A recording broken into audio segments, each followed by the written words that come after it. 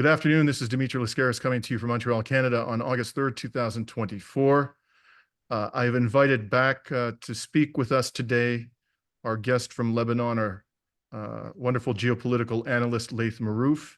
Laith is not only an expert in broadcasting law, he is also a geopolitical analyst with particular expertise in West Asia and the executive director of Free Palestine TV.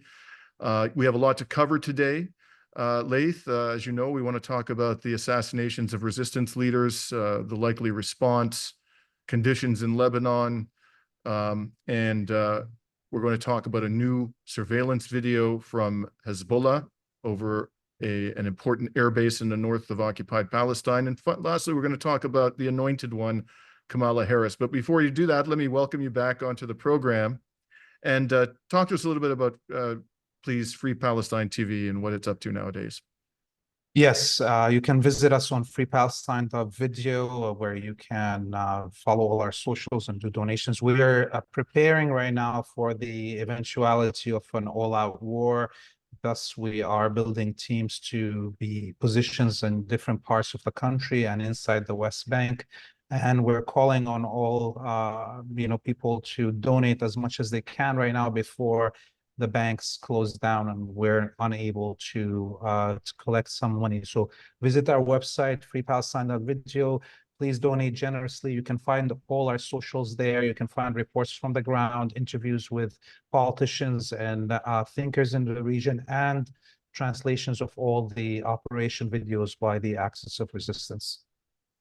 And for the benefit of our audience, a number of those reports from the ground are taking place very near or at the front line where Laith and colleagues have come perilously close to being struck by Israeli artillery shells or missiles. Who knows what they were. In any event, please do support Free Palestine TV if you can. Now, Laith, on that note, why don't you start by just telling us, please, to the best of your ability as you can surmise where you are in Beirut, what is the mood in the country right now? I mean, this is obviously a very dangerous moment. How are the people in your proximity responding to the danger? Well, on the one hand, everybody is waiting for revenge for the assassination of Commander al-Shukr, and of course, the assassination of Ismail Haniyeh in Iran. Much of the Western embassies have called on their citizens to leave, including the Canadian foreign minister. She made a statement to Canadians in Lebanon to leave and that she will not be basically helping anybody once the war starts. She didn't make a similar statement to the multitude and hundreds, if not thousands, of Canadian Israeli dual citizens that are going to be stuck inside the Zionist colony once this war starts, because we know the Canadian government will be airlifting those chosen people, as they like to call themselves. So we can already see how the Western elite are dealing with the dual citizenship across the different borders lines here. In terms of the population, some people are worried. They know that the Zionists are rabid dogs, that there is no red lines at this moment, that even Christian neighborhoods here in Beirut or in Lebanon will be attacked, as we saw the churches and the Christian neighborhoods in Gaza and Jerusalem, the West Bank, have been attacked over and over again. So there's no more red lines in terms of areas that could be safe in Lebanon in a situation of a full-out war. Everybody's holding their breath. There's a speech by Sayyid Hassan Nasrallah scheduled for Tuesday. It will be like the 1-week anniversary of the assassination of the commander-in-chief of Hezbollah forces, General Shukr. So, it could come before, it could come after, but the war is coming for sure. It's going to be a coordinated response by the Axis of Resistance, just like it was a coordinated attack by the United States and Israel on 3 different countries, Lebanon, Iraq, and Iran that night. And we'll come back to the coordination and what all of that suggests. But in the interim, I want to focus on the pretext for the killing of Fuad Shukr. I understand he's the top was the top military commander of the Islamic resistance. Is that right? Yes. Okay. And the last time I checked, the Zionist military had not only killed him, but it also killed 3 women and 2 children. What is the casualty count arising from that criminal attack? Yeah, the casualty count is 7 martyrs and 78 civilians injured. Some of them are still in the hospital, but most of them are safe. And as you mentioned, it was, 3 children and 2 women. And among the other martyrs is one of the companions of Commander Shukur and an Iranian drone expert that was consulting Commander Shukur. Now, the pretext that has been given by, frankly, I mean, if it wasn't so sick, we would laugh hysterically at it. But I'm going to allow you to elaborate on why this pretext is outrageous, frankly. But the claim is that they killed these people, and particularly Fuad Shukur, because Hezbollah, according to them, attacked a Druze village in the Golan Heights. In that attack, it's horrible attack. Whatever happened, whether you can call it an attack, the result was absolutely horrific. 12 children, as I understand it, were killed. Many others were wounded and traumatized. What do you make of this? And by the way, as I believe it's the name of the town is Majd al-Shams. Is that correct, Laith? Yes, that's correct. What do you make of this pretext that the Zionist military has offered for killing Shukur? So first thing that we need to inform our viewers about is that Majd al-Shams is, and the whole Golan Heights is a Syrian territory occupied by the Zionist colony since 1967. And the civilians that live in Majd al-Shams are Syrian citizens who have remained after the occupation. In 1967, the Israelis expelled 3/4 of the Syrians inside the Golan Heights, and those who remained were corralled into 6 villages, and the biggest one of them is Majd al-Shams.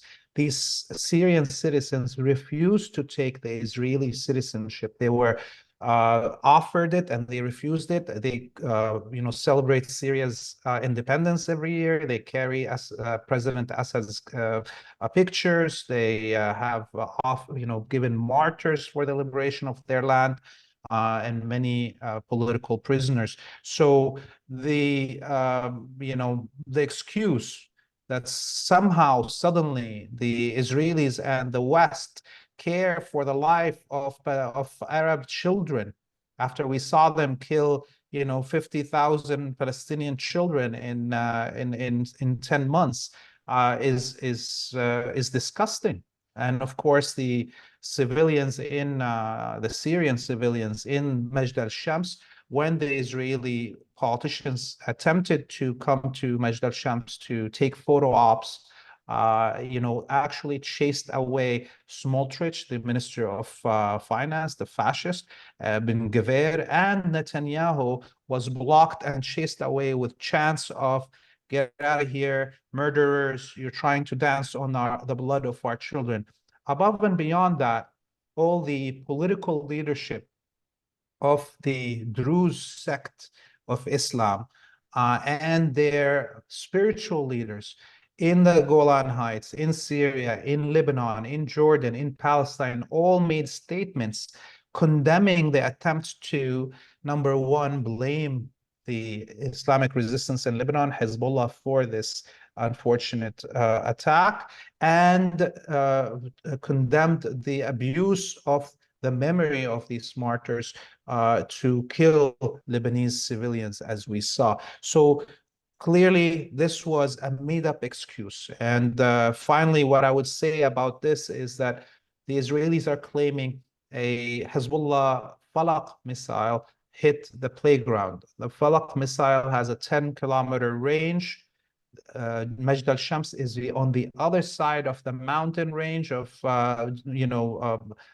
Hermon, Mount Hermon, as that you saw from the Lebanese side when you were visiting here. It's at least 15 kilometers and on the other side of the mountain from Lebanon. So it's impossible that a Falak missile hit it, and the Falak missile has a huge explosive head, and we've seen it being used on Israeli bases in many videos that the Israelis even released the damage, and there wouldn't be one standing structure in the base after a Falak missile hits. Of course, from the videos that we saw, there's no damage to structures around the playground, and there's not even a crater in the playground. So the most probable situation is that this was an Israeli Iron Dome missile that strayed when it missed hitting a Hezbollah drone or missile, and it exploded over the playground, and or it was done on purpose to provide an excuse for what we saw as the attack later on in Lebanon. Right. We never really talk about this in the West unless it serves our interests, but air defense missiles must eventually fall to the ground. Even if they strike their target, there's going to be debris.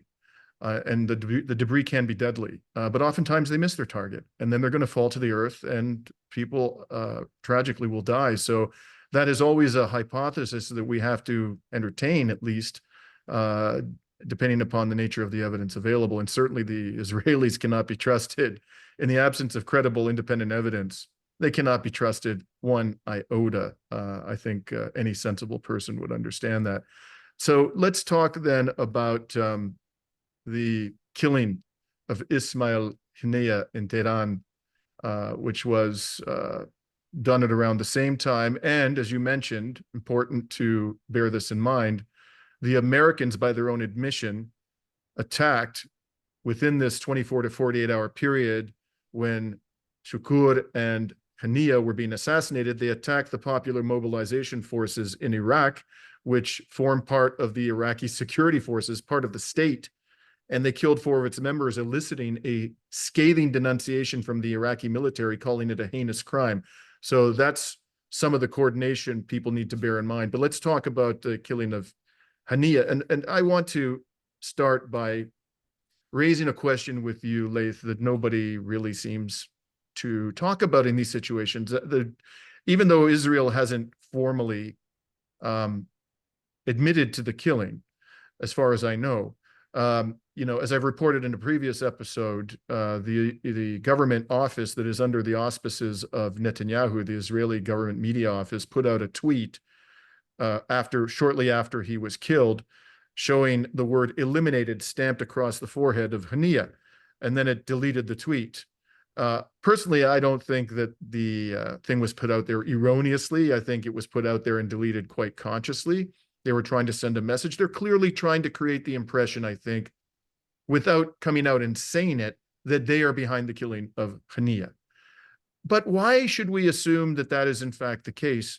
Why couldn't it be the United States that did it, or some other Western security or intelligence service that did it, or military that has bases and operations that are much closer to Tehran than Israel, and is allowing the Israelis, by means of a wink and a nod, to take credit for it? I had the same question, frankly, after the Israelis claimed to attack Yemen, the port in Yemen a couple of weeks ago. I thought, why wouldn't the Americans? It's much easier for them. They've been bombing Yemen regularly. Who's going to know whether it was Yemen or the United States or Israel? And the U.S. is perfectly capable of letting the Israelis thump their chests and say, look what our wonderful military did yet again. What's your view about all of this, Laith? Do you think we should just assume that it was Israel that did it, or should we also entertain the possibility it was the United States? Well, first thing I would say is I would like to correct the time span. It was less than 6 hours between the assassination of Shukur and then the assassination of the drone team for the Popular Mobilization units in Iraq, and then the assassination of Haniyeh in Tehran. So it clearly came together. It wasn't just a one-off and just within 24 hours or so. No, it's just a 6-hour span of these assassinations. The Americans admitted the attack in Iraq, and today the report from the Iranian government investigation came out just a few hours ago earlier. And in the report, the Iranian government is now claiming that this was a coordinated attack between the Israeli and the American military and intelligence forces, that this was done by a commando team that was snuck into the country somehow, and that they fired an ATGM, a missile, like an anti-tank kind of missile, like the ones that Hezbollah is using on Israeli bases in the south, from a distance of around 5 kilometers. And it has a camera on it, and you can, remote control it and hit the target. And that they escaped, that this special force escaped the country territory. So, for the Iranians to say that this is an American coordinated attack and participated in it, it's not only Israeli special forces that were on the ground there. This is now an indication of what's going to come next. It means that Iran is putting the US on alert, that they know that they participated in this assassination. And given what you said, of course, that everybody has thought about it, the Israelis didn't have to fly all the way to Yemen. The Americans could have done it for them, and they probably did it for them, and they didn't have to fly all the way from occupied Palestine. Similarly, at this moment, how big the participation of the Israeli special forces is also questioned. They don't know the members of the team, who they are, how many of them were on the ground, but it's very likely that the majority of those involved were American special forces. So after this, and by the way, I don't know whether the account given by the Islamic Republic in Iran is accurate, but it's certainly plausible. I find it entirely believable that the Americans... It's more plausible than the stupid story that the New York Times and the PBS have been repeating, that there was a bomb put in this place 2 months in advance. I mean, do you know which hotel you're going to stay in when you travel 2 months in advance? But what I found, absolutely, Laith, but what I found really suspect about that story, everything the New York Times writes nowadays based upon anonymous sources is extremely suspect. But they said that the agents who carried out the planting of this bomb were members of the Revolutionary Guards. They were Iranian members of the Revolutionary Guards. And when I read that, I thought to myself, well, it's possible. Sure, you can corrupt people if you pay them enough money. But that it smells like a psyop. It smells like a way of creating suspicion and fear and paranoia inside the Iranian political and military establishment, rather than a story that is likely to be true. I find it much more believable. And to sow discord within the Yes. axis of resistance. Absolutely, absolutely. And the New York Times is perfectly capable of being a tool in the service of the national security state. In any event, I want to play for you a clip from an emergency session of the UN Security Council, which was held shortly after these atrocities. And it was called at the request of China and Algeria. It was the last day of the Russian Federation's 1 month-long presidency of the UN Security Council. They granted the request. In the description, I've already talked about this in other interviews I've done since then, but I'm going to again post the description to the entire UN Security Council debate during this emergency session, because I think it is useful information for you to have if you have the time to watch it. But in any event, let's hear what the representative for the United States, Robert Wood, this character who has been the face of American-backed genocide at the UN Security Council over the last 10 months. Let's hear what he had to say. I'm not going to play the whole thing, but you're going to hear enough of it to get a really strong flavor or odor of what he said. Iran must abide by the Council's resolutions.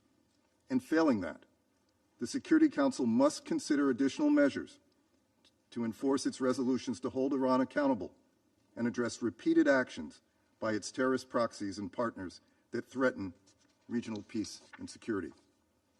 Third, the United States was not aware of or involved in the apparent death of Hamas leader Ismail Haniyeh. Indeed, we have no independent confirmation as to Hamas's claims regarding his death. Fourth, and as Secretary Blinken noted earlier today, it is best not to speculate on the impact that recent events may have on peace and security in the Middle East. A broader war is neither imminent nor inevitable, although the opportunistic attacks by Iran and its network of terrorist proxies and partners across the region have repeatedly brought us closer to a regional conflict. For our part, the United States will continue to lead the way in diplomatic efforts to end the war in Gaza and reduce regional tensions. We will continue to work hard to prevent a broader regional war. Where does one even begin with this travesty of a speech, Laith? So, okay, we kind of dealt with this whole claim that they didn't know. I just want to put a finer point upon this, that the US government knew nothing about this. I personally find it beyond credible. It's just utterly unbelievable that Israel, when it is so dependent upon US military, economic, and political support for its very survival at this moment, it's barely hanging on by its fingernails, and its ability to survive at this moment depends entirely upon the continuation of robust, multifarious, multifaceted US support, okay? And surely, as crazy as they are in the cabinet of Netanyahu, they understand that this could result in a full-blown conflagration in West Asia, and that this is going to have a devastating impact on American military bases in the region, on America's relationships with client states in the region, and particularly on the American economy, because the price of oil will soar. It will soar. And this is going to happen if the war does break out. It will happen just before an election. So I just find it beyond laughable, the idea that Israel would carry out so provocative an act without even saying to the Americans, we're just giving you a heads up, just letting you know in case you want to object, and we'll hear you out. Maybe we'll go ahead and do it anyways, but we're going to give you an opportunity to address this. And also the other thing I think has to be borne in mind is that Israel knows there's going to be a strong response, and they're going to need America's help to defend themselves. And they're going to want the Americans to get their ducks in a row, to line up their military assets to defend Israel when the retaliation comes. Is there any chance in hell that the Israelis didn't at least tell the Americans they were going to do this? Do you think that's plausible? It's impossible. Let's put the timeline in front of all our listeners here, viewers. Netanyahu goes to the United States, visits the vegetable Biden, visits the puppet mannequin Harris, and visits Trump, and then stands in front of the joint Imperial Congress Senate meeting and says openly, we are in a war between civilization and barbarism. Let us stand together to basically finish the job. We have to stand together. He says this, and he gets the head of the snake is Iran, of course, right? Yes. The barbarism Yes. is led by Iran. Right. Sorry, go ahead. And he gets the longest standing ovations in history of this Congress, more than any American president or any visiting dignitary ever had.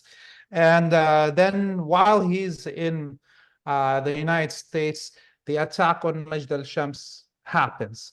And suddenly he comes back, and all these attacks on Lebanon, Iraq, and Iran happen, and all these assassinations happen, while at the same time an amphibious landing group is already on the way to Western Asia, to the east of the Mediterranean.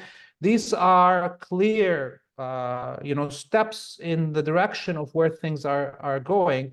And to deny these facts is to deny reality. You have to live in a different universe, parallel universe, to not see the connections of things. And so I think he received the approval from all wings within the imperial order to do what he's doing. The United States is losing its war against Russia. It cannot face off with China. It in itself, as a US empire, needs to show off some of its bloodlust to scare some of its other opponents. And they think that killing Arabs and Muslims in this region will return some of this American deterrence. But as we can see right now, I think this will be one of the last things that the United States does as an empire. Whatever war may break out in the region now because of this, will, drag the United States back to its natural borders on continental US. And by the way, Laith, I wouldn't even exclude the possibility that the idea originated with the United States. I wouldn't be surprised if the United States, I'm not saying this happened, I have no evidence to support it, but why wouldn't the United States, given its record, do such a thing, say to the Israelis, hey man, we've come up with a plan for killing Ismail Haniyeh in Tehran while he's there for the inauguration of the new president. What do you think? I wouldn't be surprised at all if that's what happened behind the scenes. But the evidence that the Americans were at a minimum consulted in advance is absolutely overwhelming. And if you believe this crap that's coming out of Robert Ward's mouth, I think you really need to have a reality check. Like, you better start asking yourself, how in touch with reality am I? Because this is so ridiculously implausible. And the other thing I want to focus on in this ridiculous verbal diarrhea that Robert Wood, unleashed again in the UN Security Council, it was all about Iran, all about Iran. There was not a hint of criticism of Israel in any of it. There was no reference to the civilian casualties in Gaza. There was no reference to the fact that the Golan Heights has been illegally annexed by Israel. There was no reference to the fact that Israel has killed far more civilians in Lebanon than the Islamic resistance has killed on the Palestinian side of the border. There was no reference to the settlement expansion, none whatsoever. The decision of the ICJ that just came out that the settlement, that the occupation is illegal, and that effectively Israel is an apartheid state. There was no reference to any of this. It was all Iran, Iran, Iran in this 3-minute ridiculous speech that he delivered. And then he concludes it by saying, we are going to continue to lead the way in the search for peace in the region. Now, I don't know about you, Laith, but I think killing the chief negotiator of your counterparty in the negotiations isn't really leading the way. And if you completely are devoid of strategic empathy, so you are not even willing to acknowledge that the other side has a hint of a legitimate grievance, how can you claim with a straight face to be leading the way in the search for peace? What did you take from all of this, this obsession in his commentary about Iran? Yeah, look, number one, I would say, since the beginning of this war, October 7th last year, the United States had sent its leading generals to sit down in the command and control center of the Israeli military. They are in on every aspect of the war in Gaza and beyond. There is American spy planes and drones circling around Gaza nonstop, 24 hours a day, including with them also, of course, British surveillance and so on. So this idea that Israeli military can do anything without the Americans knowing about it is a crazy idea, okay? And anybody that believes it is a stupid person, okay? And then you add to it the fact that the United States already has a history of assassinating negotiators coming for peace agreements, as they did with General Soleimani in Baghdad in 2020 under the leadership of Trump, when Soleimani was arriving to negotiate a peace settlement with Israel, with the Saudi Arabia, which is the same thing. I mean, the Saudi government is the Israeli government in reality. But, we already have that history of assassinating the delegation leadership that is negotiating with you. And this now has become a habit, it seems like. And it didn't matter. It was a Republican president. Now it's a quote unquote Democratic president. I don't know even if he's still alive. I haven't seen him in a while. But point is, this is the norm now. And you look at what's happening in the streets in the West right now. Look at what's happening in England with these riots, anti-Muslim, anti-Black riots that are happening, lynchings in the streets and so on. I would say to my brothers and sisters that are Arab, Muslim, in Canada, in the United States, in England, in the West, get ready for the internment camps. This war that's going to break out, that's going to engulf this whole region, It's going to cut off all the oil and gas supplies. It's going to cut all the trade from the east to the west, will lead to the internment of Arabs and Muslims in the West. And I've been saying this since day one of October 7th, warning my brothers and sisters in diaspora. But now, those who didn't believe what I was saying to them 10 months ago should take a look at what's happening in the streets of England and prepare themselves. Mm-hmm. You and I have both been saying also from the very beginning, I hadn't actually thought about what you just said, Laith. I have to chew on that one, but my first gut reaction, this is the first time I've ever heard anybody say that that's coming, or even suggesting that it might happen in the next months or year. My immediate reaction is, and I'm sad to say this, that it sounds entirely plausible to me, entirely plausible. Islamophobia is rampant in the West, and it's accelerating, it's intensifying to a degree that I never thought I'd witness in my lifetime. And if the war has the impacts that we expect it to have, I think this is an entirely possible outcome, unfortunately. But let's hope that it doesn't come to that. Now, as I said, we both have agreed from day one that this was going to end up in a larger regional war, a much more intense conflict, whether you call it an all-out war or not. It's kind of semantics. It's going to get a lot uglier, and it's going to involve Iran directly. It already has, but to a degree that is far beyond what we've seen thus far. And what I'm interested, let's try to game this out with you. Okay, so we know that the retaliation is coming. I think we can say with a high degree of confidence that it's going to be more damaging, significantly more damaging to the apartheid state than the first direct attack by the Islamic Republic. There is every reason to believe that it will be highly coordinated this time, which is going to deepen the impact for the apartheid state. The question then arises naturally: what will the Israelis do and their U.S. backers do in response? Do you think there's any prospect of them saying at that stage, "Wow, we've gone over a red line here, and we're on the precipice, and we're about to blow up the global economy and see massive carnage, not just in Arabic countries, but in the Zionist colony and on U.S. military bases in the region"? Do you think that there's any prospect of them pulling back at that moment, or do you think what is inevitably going to come is a further escalation on their part? Look, since October 7th, I was of the opinion, and I haven't changed my opinion, that this war is going to have to be the last war on the land of Palestine, either through the total annihilation of the Zionist colony or the total genocide of the Palestinian people and maybe much of the Arabic people around Palestine.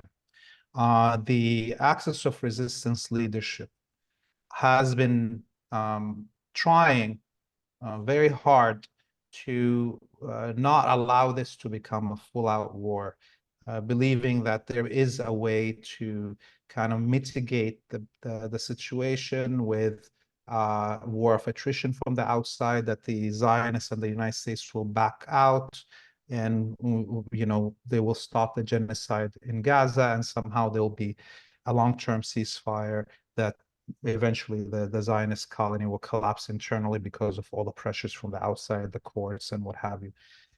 But I don't think that this assessment was correct. And I think right now the leadership and the Axis of Resistance are finally coming closer to the assessment that I had, okay? But even then, I think the coordinated attack that's going to come from Lebanon, Syria, Iraq, Yemen, and Iran at the same time, okay, to avenge the martyrs and avenge the attack on Hodeidah in Yemen. They will have an attack that is very significant, that shakes the whole Zionist colony, that hits very important targets that are individuals and infrastructure, but it will not be a full total destruction of the air capabilities of Israel, just to give a moment for the Israelis to think about withdrawing from the edge of the abyss. But I would say right now, and people may quote me on this after, that the Zionists will not withdraw from the edge of the abyss and actually will strike back at the axis of resistance, and then it will be a full-out war.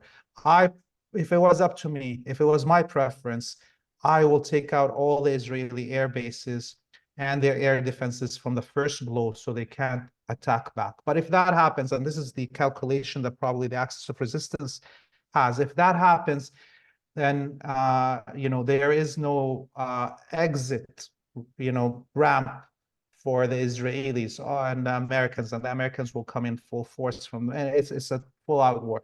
So we will see what the Axis does in the next 24, 48 hours, maybe 3 days maximum.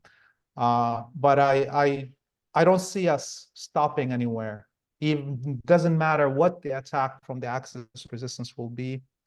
We are being dragged into a full-out war. The American army is going to be involved in it.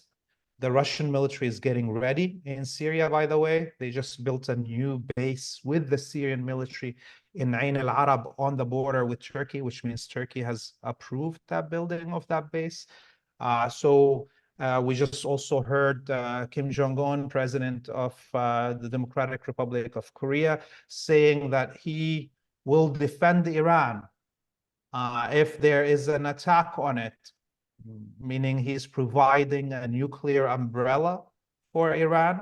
So, we will see where all those things play. We don't know also, for instance, if the Aragos, if the puppet Erdogan, who's been barking about entering this battle and freeing Gaza, entering it like he entered Libya and Nagorno-Karabakh in Armenia, if he will actually deliver on that. Where will Turkey stand if all the traffic in the East Mediterranean is stopped? All of these are big questions. We don't know many of the local players where they will fall once the full-out war is happening. What will happen to Jordan? What will happen to Egypt? Those are big questions we can't answer until things are already well on the ground. I have to agree completely with your assessment that the rabid dog won't be able to restrain itself. And when I say the rabid dog, I'm not just referring to the Israeli political and military elite. I'm talking, of course, to their partners in crime in Washington. They're both rabid dogs. It's one and the same rabid dog, as a matter of fact. And this whole idea, in my opinion, that there's some kind of separation. The Americans are always trying to create separation between themselves and their rabid dog in West Asia. And they do this, I think, because they're speaking to two different constituencies. The American government has a different voter base than the Israeli government. The Jewish Israeli population, and polls show this, are perfectly happy to see the government, their security forces torture Palestinians, obliterate Palestinians, starve Palestinians. The vast majority of Israeli Jews, according to the polls, support these actions towards the Palestinian people. But you have a very, I wouldn't say radically different, but a materially different voting base in the United States. And so there has to be rhetorically, in my opinion, for any government to have any prospect of winning sufficient votes to there has to be an effort to create some separation rhetorically between the actions of the United States and the actions of Israel. But behind the scenes, in my opinion, and it sounds like you agree, they're on the same page completely, and they act in concert, and the Israelis wouldn't do anything, certainly that would potentially have massive consequences for the United States without U.S. approval and assistance. And we're seeing this in the genocide in Gaza. Who's providing the bombs? Who's providing the artillery shells? There was a report by, you talked about the coordination between the Israeli and the American military. There was a report in Declassified UK a few days ago. They found records showing that there have been numerous flights carrying the kinds of planes that carry U.S. special forces to combat from the British military base in Cyprus, Akrotiri, to the Zionist colony. I think the number was 12 or 15, something like that. And that's what they learned about. Who knows how many there have actually been. So special forces. If you remember the massacre in Nusayrat when they supposedly freed those quote unquote hostages, these prisoners of war. The actual report that we have from the Axis of Resistance on what happened that day is that the American pier was used, where American and Israeli special forces invaded the Nusayrat neighborhood from the pier using aid trucks, camouflage, and that actually the whole Israeli unit was liquidated by the resistance. And that the second American Special Forces team had to come in to provide the support for the American Special Forces, the first team that was stuck after the Israeli Special Forces were liquidated. And that basically it was the American Special Forces that finished the operation and went on that rampage, killing everybody in the streets. This is a fact. We already know that the American Special Forces were used in many places in the tunnels, but actually that there was also with them many mercenaries, that these mercenaries were put in the front line in the tunnels, and behind them American Special Forces. This is not, this is not fiction. This is a fact. The Americans have been involved on the ground, in the air, in the sea, in every part of this genocide that we saw happening in Palestine, in Gaza, and all the crimes that are being committed around the whole region in Western Asia. And it is now coming to an end. There will be a price to pay. And we will be hearing for the first time real numbers of Americans dead in this conflict. And the other thing to bear in mind is that there are thousands of U.S. citizens serving with Israeli uniforms in the Israeli military. There was an article about this today in The Guardian, of all places. They were talking about a U.S.-Israeli war criminal whose name is Bram Setenbrino, posting videos of the Israeli forces blowing up mosques and houses in Gaza, which are war crimes, and emptying entire machine gun bullet chambers into what is clearly civilian infrastructure. And at the end of the day, what difference does it make what uniform he happens to be wearing? He's an American, and there's thousands of them participating in the genocide, and the American government is well aware of this and even supports it. So it's all one rabid dog at the end of the day. And I think and they're back in the streets of the United States. That guy was just filmed harassing, intimidating, threatening American citizens in the streets of the US just last week. And I want to say something about Canada. That freaky mayor of Hampstead. Oh God. That just got Jeremy Levy. right to have a militia in the streets of Montreal. Who do you think is going to man this militia but fascist Canadian citizens that committed genocide in Gaza?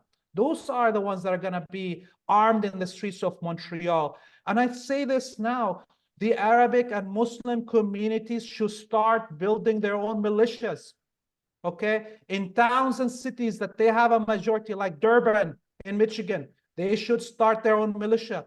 In the north neighborhood, Ville Saint-Laurent in Montreal, they should start their own militia. You have to protect yourself before these fascists come to do to you in the streets of Montreal what they're doing in the internment camp outside Gaza, where they're raping Palestinians and rioting for the right to rape. Okay, this is where we're getting to this point, and this is serious to me. I know that I'm ranting right now, I'm being angry, but this should be a wake-up call to all Arab and Muslims in the Western countries. Well, we had the Black Panthers. Maybe it's time for the Arab Panthers. Oh, yes. In any case, again, let us hope it doesn't come to this, but at this stage, anything is possible. I want to talk next about Kamala Harris. Actually, before we get there, we'll conclude on our discussion about the Anointed One. But before we get there, I want to talk to you about another video that was released. This would be the third major drone surveillance video released by the Islamic resistance in Lebanon. This one focused upon the Ramath David air base of the Israeli Air Force in northern occupied Palestine. So I'm just going to show it. It's about 10 minutes long, if I understand correctly, Laith, and the fully translated version, which I understand Free Palestine TV generated. You did the translation. It's on your, it's available. And I'll put a link to the actual full video on Free Palestine TV in the description to this video on YouTube so you can see it. But I'm just going to show a little excerpt, and then I'm going to ask you to comment upon it.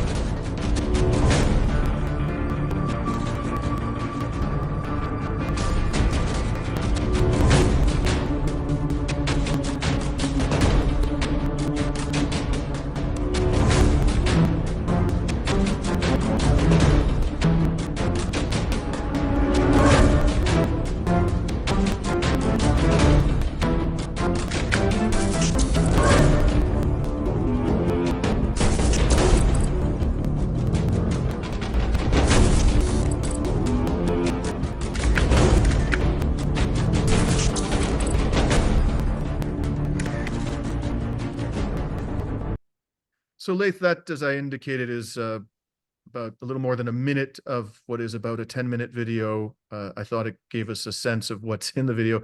What is the Ramath David Air Base? What's there? Why is it important to the Israeli military? And what did we learn, sort of at a high level, about this particular military facility from this surveillance video?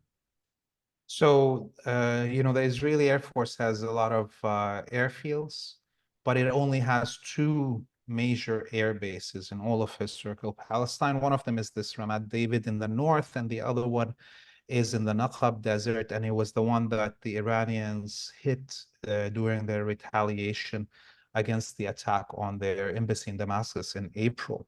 Okay, so flying this drone over the Ramath David base, and for it to hover for so long and film everything there, plus return a different day in the night vision, as we saw in the video, not here, but if you watch the full video, shows you that the resistance, number one, has collected all the information it needs about every little piece in this base, all the different squadrons, where their command centers are, their communication, their air defenses. And on top of that, at the end of the video, the resistance revealed the picture of the name, the date of birth of the general that commands the whole base. This is secret information that usually we don't know the names of Israeli commanders, and this is kept secret. So now we know that they know where he is, who he is, where his home is, where his family are. So they know as much as probably the most advanced Israeli intelligence they had of, let's say, Commander Shukur that they just assassinated. So in this situation, in a case of a full-out war, this base is going to be destroyed. Maybe it will be destroyed in this retaliation. Who knows? Because this general gave the approval and the command to have the assassination of Commander Al-Shukur as the head of this base, where the drone and or the F-15-35, whatever it is, fired the missiles on Beirut last week. So this is why it's important. And if the resistance has such detail about the major Israeli air base, what other information does it have? These are all probably now questions playing out in the heads of the Israeli military and the establishment. So I would like to conclude our discussion today with some analysis of the anointed one, Kamala Harris. And I want to start the discussion off by just mentioning a post I saw on X today. And the post was by some organization called Progressives for Kamala. I just shook my. Why am I laughing, Laith? You know why I'm laughing. No real progressive with a functioning brain would support Kamala Harris. I mean, what possible reason could you have to believe that Kamala Harris would, based upon her record, and based upon the fact that she has been anointed by the war criminals and the donors of the Democratic Party to be the nominee with no Democratic input whatsoever for the party's members? I mean, nobody's even contesting the nomination. She's been given, they've rolled out the red carpet. Would they do this for somebody who's a progressive? Laith, what do you think? Of course not. Of course not. It was actually very hilarious to see how the establishment in the United States played her nomination to distract so much. I mean, Trump saying she's not black, right? And then all these quote unquote progressives jumping on and talking about her blackness, and that she's black and she's Indian, she's got all of it. And all I can think about is that she is definitely a coconut. She's white on the inside, black on the outside, whatever you want to call it, or brown, or if she's an Indian coconut or a black coconut, it doesn't matter. She's still a coconut, okay? She has worked to jail as many people of color as possible as a prosecutor. She's a nasty person. She's also an airhead. I mean, like, look at her pictures of her youth and what she was doing. And she's married to a Zionist, crazy. And now, as we hear, she chose a Shapiro, governor of whatever Oh, she state. chose him? She chose him? Well, I don't know. Now they're backing down. I don't know. Who knows? Look, it's all theatrics. But even this nomination, not nomination of Shapiro, seems like all theatrics to distract the restless populace in the US away from the real issues. Nothing's going to change, whether it's Harris, Kennedy, or Trump in power. The United States is on a war path against all of humanity because it cannot give up on its supremacy. And maybe some parts of the establishment believe that a coconut defending white supremacy is a better option than an orange man defending white supremacy. But in the end, they're both going to be defending white supremacy. Look at what's happening in the Olympics, by the way. I'm just going to throw something ridiculous right now. I refuse to watch the Olympics. I haven't watched anything. But since we're talking about the bizarro world that the West is right now, look at what's happening to the Chinese. Forget the Algerian woman. She was a woman. Her father, poor father, had to make a video to show their family and her birth certificate showing that she was a child. And by the way, they were very impoverished. Her and her mother used to collect scraps to sell them so she can take the bus to the next town to train for boxing. Point is, did you see how much attacks there are on the Chinese Olympians? The French losing a medal were refusing to shake hands with their opponents. The first woman tennis champion from China, she's getting humiliated, and the other player actually served a ball in her shoulder, like hit her when she's losing. This is how much of the pumping of hate against all of humanity that the West is doing. They cannot believe. I mean, even the Olympics themselves, by the way, the modern Olympics were supposed to be an exhibition of the supremacy of white blood. Okay, we are the superior race. And now even that, they're losing at the Olympics. They can't believe that Algerians and Chinese people or whatever are taking away their medals. They must be all not human or whatever it is, you see. So this level of craziness is pervading everywhere in the society in the West, and the riots in England are a big example of that. And it's just going to get worse. And Kamala Harris or JFK Jr. or RFK Jr. or Trump, they're all going to just bring us more war, and they're all defenders of white supremacy. I know more about the Olympics now as a result of your much appreciated rant than I knew before this conversation began. The only thing I knew about these Olympics that mattered to me up until you started speaking about them was that an Algerian, I think it was a judo fighter, refused to compete against an athlete from the Zionist colony. And they were allowing the Zionist colony to participate, even though it's in the process of committing a brazen, diabolical, satanic genocide before the eyes of. On that note, there's that commentator, Richard Medhurst. He's a very nice guy. He posted a mega thread over the last 2 days going over every Israeli athlete in the Olympics, bringing out their pictures in the Israeli army and their comments since the beginning of the genocide in Gaza. And of course, all of them are Israeli soldiers. And of course, all of them are supporters of genocide, mass genocide. And, not only shouldn't they be in the Olympics, I think they should have been hung in the public spaces in Paris if there was any real progressive people left in France. You contrast this debacle of allowing Israel to participate to how they reacted to Russia when Russia invaded Ukraine, even though it was provoked to do so. The one sport that I actually pay attention to is football, and the one club that I follow is Barcelona. And so that's in the Spanish league. And they kicked out all the Russian teams from the European competitions right away. And for a year and a half, Laith, every time I watch Barcelona play, in the upper right-hand corner of the screen, the Spanish Football Federation had the Ukrainian flag.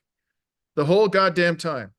Did you see at any point in any European football match televised anywhere since this genocide began, the Palestinian flag on the screen? No, they're barring people from. Only the Celtics. The Celtics. Oh, yes, the Celtics. Scotland, every Yes. game. By the way, Yes. the last four in the Olympics. But that wasn't, I'm sorry, let's be clear though, that wasn't the Football Federation. It was the fans. So Yes. they did that. And yes. the whole team. We love the Scottish and we love the Irish. And by the way, I have not been watching anything Olympics. I'm sick of it also, but I just noticed the news about it, and I noticed now that there's 4 teams left in the soccer Olympics, 2 of them Arabic, being Egypt and Morocco, going to the last 4. And in the Moroccan game, there was a lot of Palestinian flags, just like it was in the World Cup when it happened in Qatar 2 years ago or a year and a half ago. And even then, the French police are chasing people inside the pitch, inside the bleachers, trying to stop them from carrying the Palestinian flags. Before we go, I want to just elaborate on one thing when we were talking about the anointed one, or alternatively, the empty suit, Kamala Harris. We mentioned the name of Josh Shapiro. For those who don't know, and correct me if I'm wrong here, Laith, he's the Democratic governor of Pennsylvania, which is a swing state. And the reason why I guffawed, I knew he was being considered, but I thought she was going to have the good sense to choose somebody else, is because it's just been revealed that Shapiro wrote an article when he was a young man in which it was basically a racist tirade against Palestinians. And he said, this is like, these people are, they're like inherent, I'm paraphrasing, but they're inherently violent. It's part of their nature to be violent. The word battle-oriented or some nonsense like that. And he served in the Israeli military. He volunteered. Oh, yeah, volunteered. Yes. I mean, you can volunteer to an army. You don't serve in an army. He didn't serve in the U.S. military. He served in the Israeli military. So, if she makes Josh Shapiro her running mate, I mean, what more information do you need about Kamala Harris? At the end nothing. She never governed and she will never govern. If she gets elected, it's Shapiro and that will be ruling anyways, and his ilk and who is behind them. It's all a theatric, and I don't believe that actually any of these people rule. And George Carlin, I love George Carlin, the most famous and righteous comedian, white comedian that the US ever birthed. He tells you that they're in one club and you're not in it. God bless George Carlin. And on that note, we'll conclude for today. Thank you so much, Laith, for joining me again, and please do stay safe out there. Thank you very much for having me, Dimitri. And this is Dimitri Lascaris coming to you from Montreal, Canada on August 3rd, 2024.